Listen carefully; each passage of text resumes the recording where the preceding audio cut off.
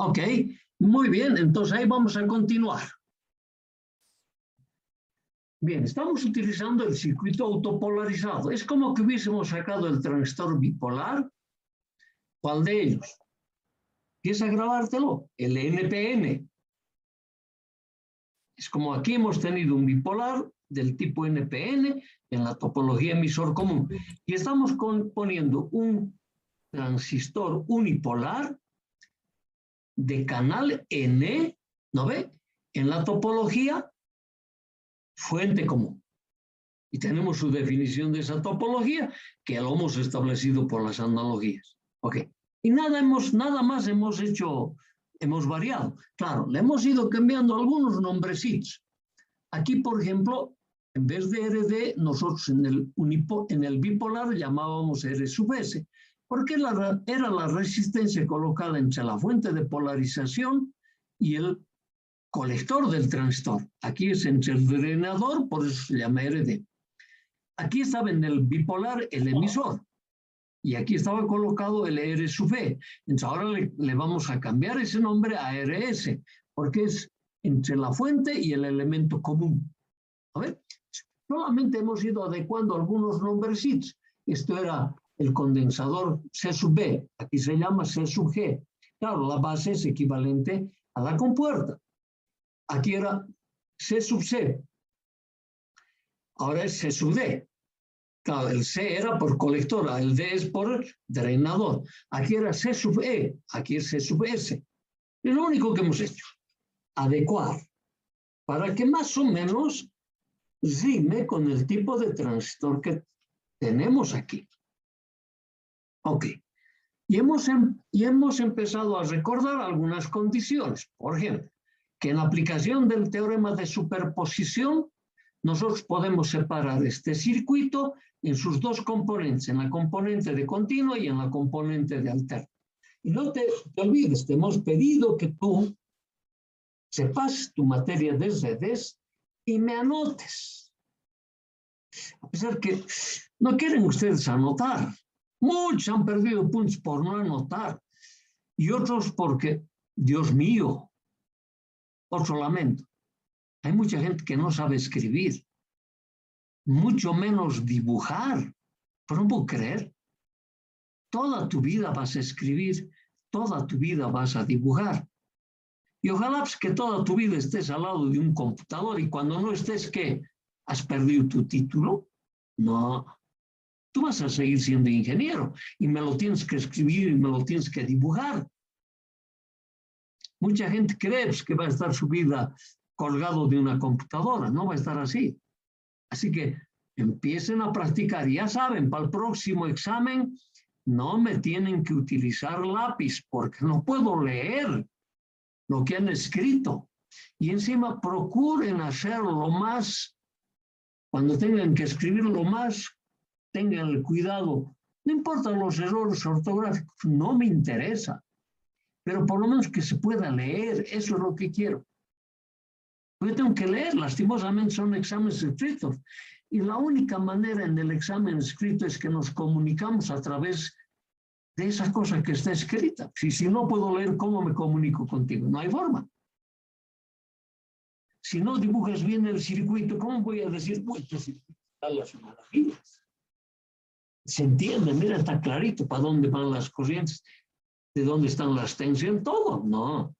Si no te olvides, por favor, esa recomendación. Ok, entonces hemos desglosado nuestro circuito en sus dos componentes, continuo y alterno. Ahora, seguimos en el tema de la autopolarización del FET. Entonces ahora, igual que en el bipolar, nosotros solo vamos a tomar las componentes de continuo, este circuito. Las de alterna prontito los vamos a trabajar. Entonces el circuito de autopolarización para un FET de canal N es este. Claro, ya sabes que aquí hay un canal N. ¿De cómo me doy cuenta? Por la polaridad de este. No hay que recordar eso. Ya está establecido. Ok. Ahora, cuidado, es otra vuelta que hace rato me olvidé recomendarles. Cuidado que cuando hablemos de transistor Lo mismo que el rectificador punto dividido, con dos secundarios. Me han puesto los diodos tipo puente. No, fatalidad. Que me confundas este transistor, por ejemplo, canal N con el canal P, ay, y que me lo confundas con el bipolar, y que me lo confundas con el MOSFET, no, aquí va a ser catastrófico. Yo ya no voy a perder mi tiempo en tratar de mirar qué más le puedo ir ahora este chango. No, cero nomás, no me queda otra. Ten mucho cuidado, estos símbolos tienes que saber utilizar, por favor. Ok, listo. Dicho eso, entonces, esto es importante para nosotros, para recordar solamente nuestras cosas, ¿no ve? Como en el circuito autopolarizado para los transistores bipolares, os hago referencia a esto, porque allí lo hemos visto en detalle. En el circuito del FED se aplica Thevenin entre el terminal de compuerta y el común al circuito, ¿no? Thevenin entre la compuerta acá, en el bipolar entre la base y el común al circuito. Por eso aquí dice entre la compuerta que es gate y el común al circuito. Entonces, abres acá y aquí tienes el divisor potenciométrico, se forma así. Entonces va a ser BDD dividido R1 más R2 multiplicado por R2, esa es la tensión de Thevenin acá. Un poco más es la copia del bipolar. Si no necesito repetirlo otra vez. ¿Cuánto va a ser la resistencia equivalente de Thevenin, el paralelo de R1 y R2? Eso ya está probado. Si ya directamente lo anotas, ese valor. Y cuando te lo preguntan, ¿cómo has sacado esto? Le entras pones el rollo y vas a tener un excelente discurso, porque lo has aprendido en el bipolar, menos mal que es la misma en el unipolar y encima para los otros dos transistores más, es de esa misma manera. Ok, entonces, y luego, acto seguido, vas a poder dibujar el circuito una vez que has hecho estos equivalentes. ¿No ve? Ok, entonces ya tengo una BGG, un RG. Solo recuerden, el de polarización fija, esta fuente estaba al revés. Y aquí está, pues, CMOS con esta tensión. No se lo puede cambiar. Entonces, por ese hecho, dices, pues, si no hubiera el RG, es un ejemplo.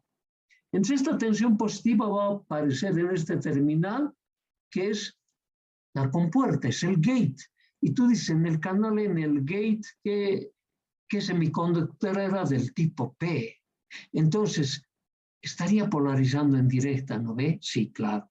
Entonces, echas mano a esta caída de potencial en RS, que va a ser positivo en esto que es la fuente.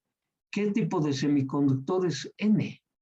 Entonces tú dices, para polarizar en forma inversa esta juntura, yo necesito que el positivo aplicado a la fuente sea más positivo que el positivo aplicado a la compuerta. Porque de esa manera lo voy a polarizar en forma inversa. ¿Y qué elemental? Redes nomás estoy mirando. No es nada más que eso para darme cuenta cómo va a trabajar el sistema. Entonces dice, planteemos las ecuaciones de tensiones en el circuito de entrada. Ahí está. Circuito de entrada. Esta ecuación, BGG igual a I sub G por RG más BGS más I sub S por RS. Solo recuerda, ya hemos abierto juicio sobre esto, que es igual que la corriente de base, debe tender a cero, ¿no ve? Ok, te lo anotas, eso es. Entonces, el efecto transistor, pero claro, I sub D igual a I sub S, es lo mismo que decir la corriente de colector igual a la corriente del emisor, con la corriente de base en lo posible cero, que eran corrientes de recombinación. Y aquí solo te pones en tu cabeza, no son corrientes de recombinación en el transistor unipolar, sino es debido a la polarización inversa de la juntura de entrada. Ah, no ve, pequeño discurso que lo tienes que cambiar por esa condición. Entonces me dice, si ese va a ser cero, esta caída de potencial es cero, entonces BGG va a ser igual a BGS menos I sub D por RS. Y de aquí te estás dando cuenta, para que esta tensión aplicada, o sea, el BGS aplicado, este tiene que ser dominante, esa caída de potencial. Entonces despejamos BGS. Lo va a despejar el BGS. BGS es igual a B de BGG menos I sub D por RS. Esto es positivo. Entonces tú quieres que este negativo se sobreponga al positivo. Entonces, este tiene que tener mayor valor que el BGG y el BGG lo hemos obtenido de este BDD. Entonces, de esa manera el BGS va a tener polarización inversa. Entonces, te está explicando en esta parte, te está diciendo, en esta ecuación, en esta, BGG es positiva. La juntura de entrada con puerta fuente debe estar polarizada inversamente. Te haces recuerdo, pese a que ese es positivo, pero esta juntura tiene que estar polarizada en forma inversa, porque si no, no trabaja como amplificador. Para que trabaje de esa manera, dice, se concluye que la tensión I sub DRS y I sub DRS debe ser mayor que BGG, debe ser mayor que BGG para polarizar en forma inversa. Es decir, que la polarización depende de la corriente del drenador, porque el RS es una constante, y de BGG, que es otra constante. Ok. Partimos de esas ideas. Es sencillito. Aquí lo estamos anotando como ayuda a memoria. Mi BGS es igual a mi BGG menos I sub D por RS, que ya lo hemos obtenido antes. Y aquí el mismo discurso, ¿no ve? Esta tensión, esta diferencia de potencial, tiene que ser mayor que BGG para polarizar en forma inversa esta juntura. Ok. Entonces dices, 1. Esto seguramente te está hablando, ¿no ve? Para construir la recta de carga. Si I sub D fuese igual a 0, va a tener su nombre. Entonces me dice, este BGS va a ser igual a BGG. Antes teníamos en el transistor bipolar la tensión, el G que era base, el S que era emisor, base-emisor, es igual a la tensión de polarización. ¿No ve? Recta de carga en el circuito de entrada. Este tiene circuito tiene, pero lo que tiene es una característica de transferencia. Entonces te está diciendo, si la corriente del drenador es 0, la tensión con puerta fuente es igual a BGG. 2. Si BGS es igual a 0, I sub D es igual a BGG sobre RD. Para la recta de carga, en el circuito de entrada, estas son las características de transferencia. Dice, en muchas aplicaciones se reemplaza el divisor de tensión resistivo, que después te lo voy a mostrar en el circuito, de entrada por una sola resistencia puesta entre la compuerta y el terminal común, para no tener las preocupaciones que estamos teniendo de esta tensión positiva. Es para eso. Muchas veces es suficiente poner una resistencia a tierra y evitarnos el divisor potenciométrico. En esta variante, cuando pones ese caso, BGG es 0 y la ecuación de la malla de entrada depende solo de la caída de potencial en I sub DRS, y eso ya tiene signo negativo, ya está polarizando en forma inversa. Te está diciendo, en muchos casos nos conviene a nosotros eliminar el BGG, y para eliminar este BGG, ¿qué haces? Abres el circuito aquí, pues. Esa R estaba acá, R1 creo que era, o R2, no, R1 creo. Esa abres, y el R que estaba aquí lo llamas RG, y le colocas un valor elevado y punto. Y en la polarización inversa de esta juntura está garantizado por esta R. Y si tienes la mala suerte de que esté el divisor potenciométrico acá creándome la tensión positiva, entonces tienes que decir, esta tensión, esta diferencia de potencial en RS, tiene que ser mayor que esa tensión del divisor potenciométrico. ¿Qué es lo que te está diciendo acá? Para poder polarizarlo en forma inversa, con y sin el divisor potenciométrico. Porque eso es lo que tengo que garantizar. Y es la única parte relativamente complejo. Relativamente complejo. Entonces, acá voy a construir con esa ecuación la recta de carga. Te está diciendo de esta ecuación que hace un momento también lo había numerado. ¿No ves? BGS igual a BGG menos I sub DRS. Si I sub D es igual a 0, BGS es igual a BGG. Habíamos sacado. 2. Si BGS es 0, el I sub D es igual a BGG sobre RD. te está diciendo si esta es su curva de transferencia, la curva que obedece a la ecuación de Shockley, sobre ella construyes una recta de carga. Ahora, de la forma como está esta curva de transferencias para tensiones negativas, así era, ¿no ve?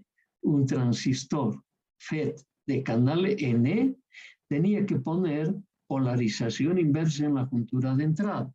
Por eso esa característica era en el tercer cuadrante. Ok. Entonces, en ese tercer cuadrante me está diciendo característica de entrada que me va a dar corriente de salida. Entonces, según esta ecuación, este BGG, si tengo el divisor potenciométrico a la entrada, me tiene que dar una tensión positiva. Esta tensión positiva es BGG. Es para esta condición. Si I sub D y sub D0, el BGS va a ser igual al BGG. Entonces, el otro punto, ¿cómo lo voy a calcular? Con este BGS. Si BGS es igual a 0, ¿no ve? Si el BGS es igual a 0, entonces este I sub D va a ser BGG sobre RD. Es este punto.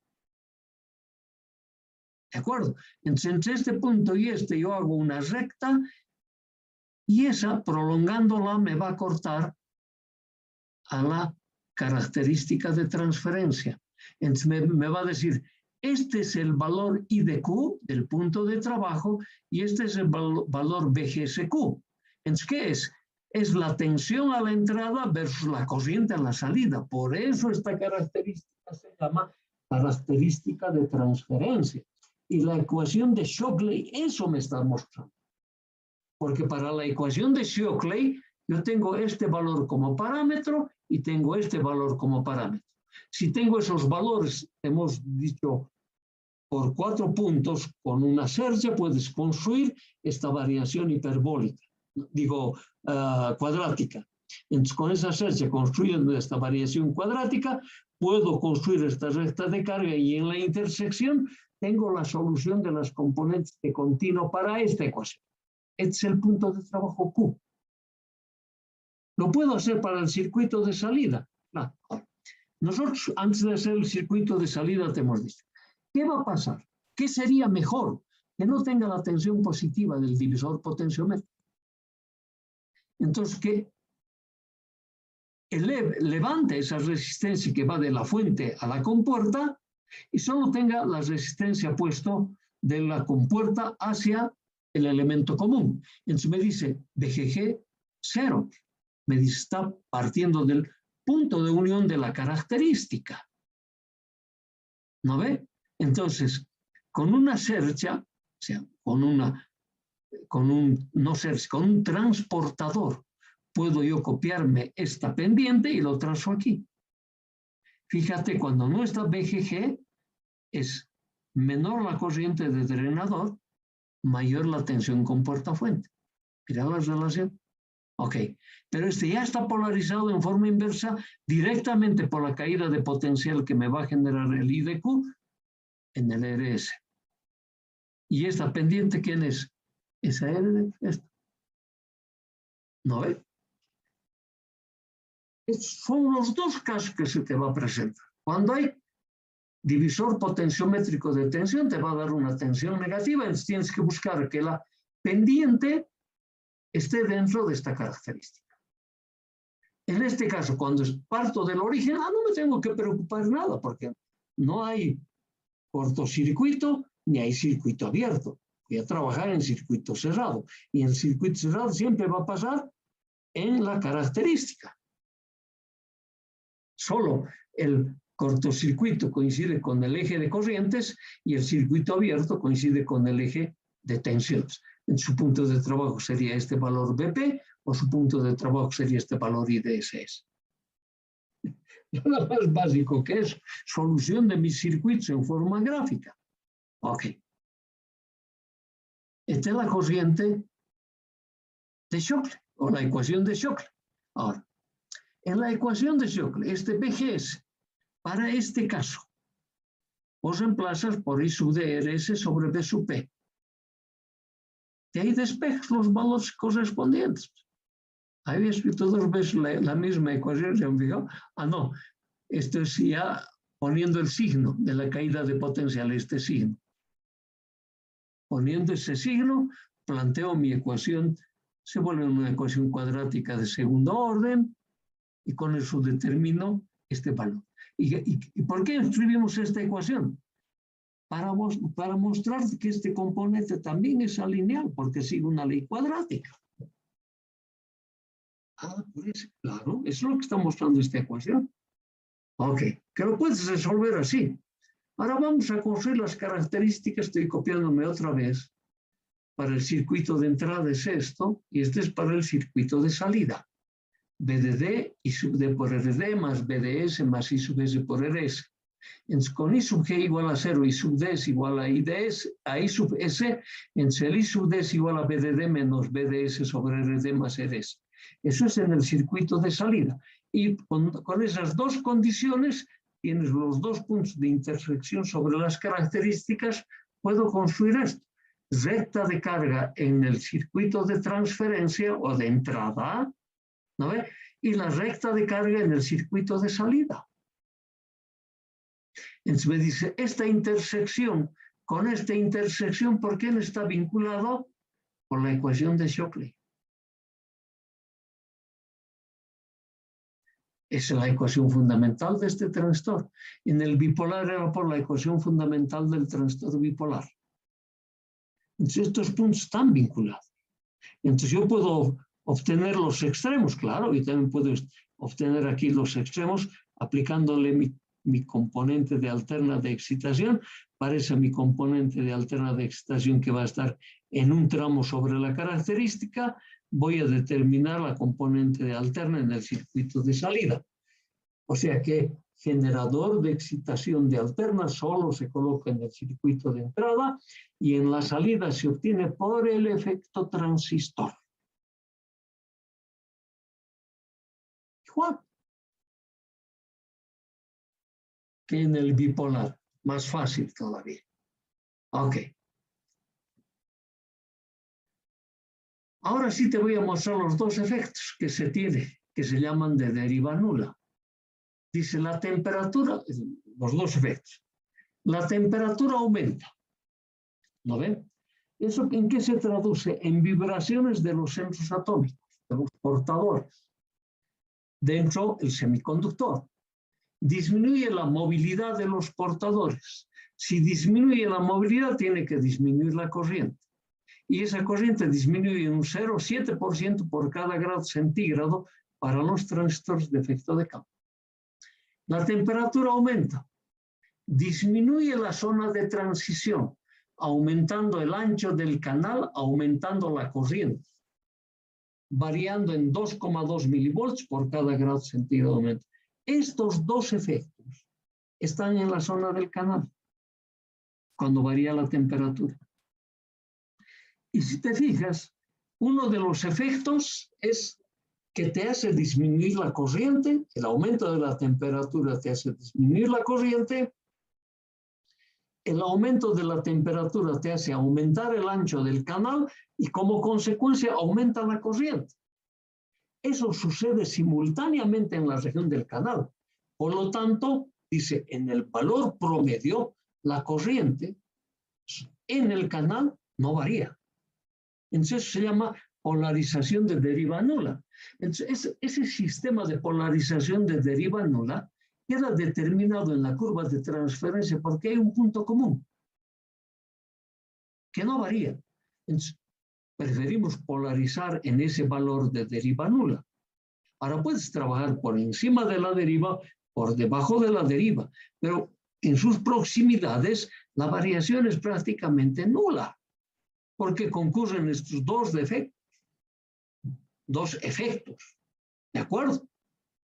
En oposición cada uno de ellos. Entonces me dice, de estos dos efectos, uno te ha aumentado en un 7% y el otro ha disminuido en 2,2 milivoltios. Aquí la corriente y aquí la tensión. Te dice, se establece esta ecuación. Y de esta ecuación nosotros despejamos, aplicando la ecuación de Shockley, la ecuación de deriva nula, que enseguida lo vamos a... Ahí está. 0,07 de I sub D igual a 0,022 de GM. Si tú haces este cociente, se va a volver en un número. Y sub D sobre GM es 0,314. Con esos 0,314, vos agarras tu ecuación de Shockley y le pones en esas condiciones y determinas esta relación, que el módulo de la tensión de pincho menos el módulo de la tensión de compuerta es 2 por 0,314. Entonces, como este es dato del problema, dato del transistor, despejas el BGS de ahí, entonces haces la pequeña resta y ese es el valor de la tensión de este punto. Polarizas todo tu sistema para deriva nula. Entonces ahora este productito se ha transformado en este es dato de mi problema, entonces 0,63 menos el módulo de la tensión de pincho. Es que sencillo. Esto no tiene el transistor bipolar. Si tuviera esto, sería una maravilla. Ahí sí ya dijéramos, nos olvidaremos de utilizar transistores de efecto de campo. Con un transistor está más que suficiente. Este transistor de efecto de campo nos ha revolucionado totalmente los sistemas digitales por su capacidad de integración dentro de un circuito integrado, cosa que no la tiene el transistor bipolar, pese a que el transistor bipolar tiene mejores condiciones de conmutación que el transistor de efecto de campo. Pero el problema térmico es su grave pecado. En cambio, este no tiene, porque todos los elementos se van a polarizar acá, no va a tener el problema de la estabilidad. Es por eso que en los sistemas digitales se fabrican circuitos integrados cada vez más grandes, o sea, cuando digo cada vez más grande, con una gran cantidad de transistores dentro de un circuito integrado, dentro de un chip que tiene una superficie de una fracción de pulgada cuadrada, entran 50 millones de transistores. ¡Oh, Dios mío! ¿Qué es esto? Eso no podríamos hacer con el transistor bipolar, porque el efecto Joule es terrible en el bipolar. Por eso, además, tengo que estudiar a este. Además, y por eso este empieza a ser, la deriva nula empieza a ser importante. Pues tengo que entender estos dos efectos. Muy sencillito. Complicado es hasta acostumbrarme nomás. Entonces ahí, fíjate, estas son las características que me da un fabricante. Lo vamos a ir detallando pasito a paso. Ahí está. Primero detalla su característica básica, la debida a la tensión compuerta-fuente para 0 voltios. ¿No ve?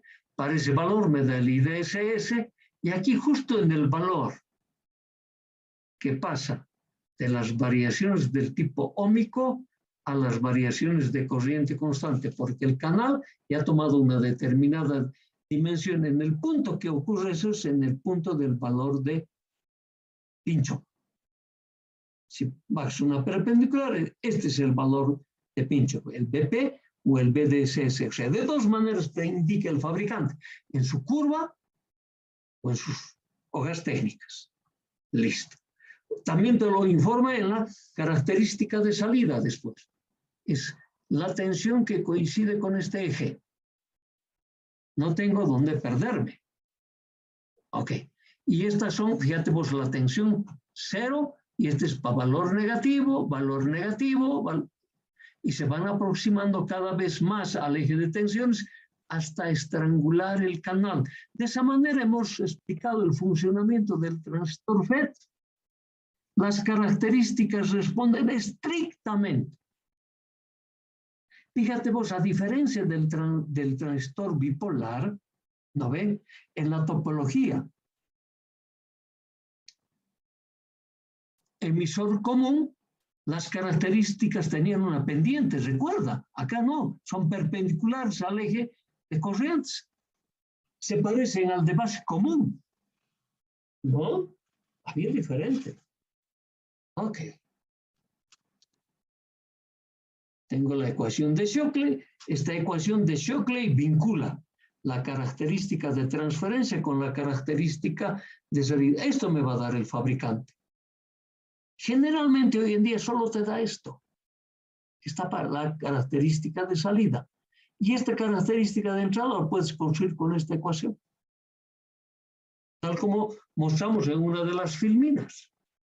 Entonces ahora ya estamos poniéndolo, ¿no? Esta característica que o lo tienes esta ecuación o te lo da el fabricante. Pero también lo puedo hacer en el laboratorio, igual que para los bipolares. Y tiene igual una zona útil, pero que está, no, antes esta delimitación en el bipolar se llama zona de saturación, ¿no ve? Aquí se llama la zona óhmica del transistor de efecto de campo. Zona de máxima corriente, el IDCS. Máxima disipación, zona de ruptura en tensión. Y este es el área óptima. Antes empezaba aquí en el IBSS, ¿no ve? Pues no, ¿qué BS? En la tensión, en la corriente inversa de saturación. Beta más 1 veces el valor y B 0. Ah, eso no tiene este transistor. Ok. Bueno, como ya nos han dicho, y esta es su hoja técnica. Mira el símbolo, mira el transistor. Cuando vos hagas esto, no hay diferencia entre un transistor bipolar y un unipolar, a no ser que tengas información, sino cómo adivinar los pines. Es difícil. Se puede, obviamente. Solo son 3, es más fácil. Lo mismo en el bipolar, solo son 3, es más fácil. Y las características para componentes de continuo y para las componentes de alterno tienen la misma estructura. Ok. Como nos han dicho que se va a cortar, aquí tenemos que